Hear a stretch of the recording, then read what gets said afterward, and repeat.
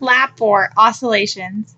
The objective of this lab is to examine the motion of a spring mass system in which the mass swings in an arc while oscillating on a spring, to construct a Python computational model to compare the predicted motion and observed motion of the spring mass system, and plot the energy changes such as change in kinetic energy and change in spring potential energy. My results show that the predicted and observed motion of the mass are very similar and that the spring potential, gravitational potential, and kinetic energy equal 0.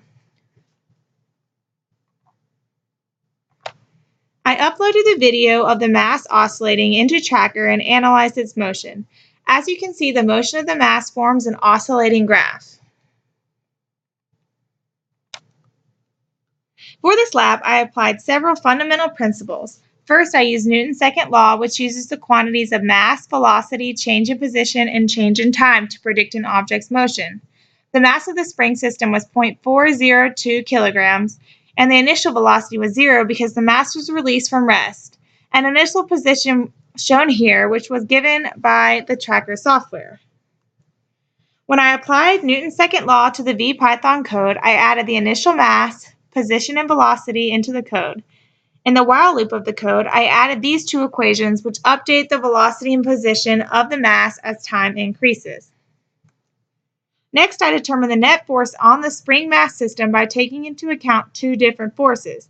The first force acting on the mass was the spring force. This was calculated by multiplying the spring constant by the distance the spring stretched from its relaxed length. I obtained the time between oscillations from Tracker and used this to calculate the spring constant and the relaxed length of the spring. In my VPython code, you can see that I added the gravitational constant g, the spring constant, and the relaxed length of the spring into my code. The code in the box shown calculated the changing length of the spring as it moves. In the while loop later in the code, I added the equation for the spring force, which uses the values shown above. The second force acting on the spring mass system is the gravitational force, which is mass times g times the direction. I added this equation into the while loop to account for the gravitational force. Lastly, I added the spring force and the gravitational force together to get the net force acting on the system. Another fundamental principle used in this lab was the energy principle, which states that the total change in energy is equal to the change in kinetic energy plus the change in potential energy. In this lab, the total change in energy is 0, and the change in potential energy involves both the spring potential and the gravitational potential. Here I added equations for the kinetic energy, the gravitational potential energy, and the spring potential energy and defined them in the code. The 6 lines at the bottom are included in the while loop because the energy changes as the position and velocity of the system change.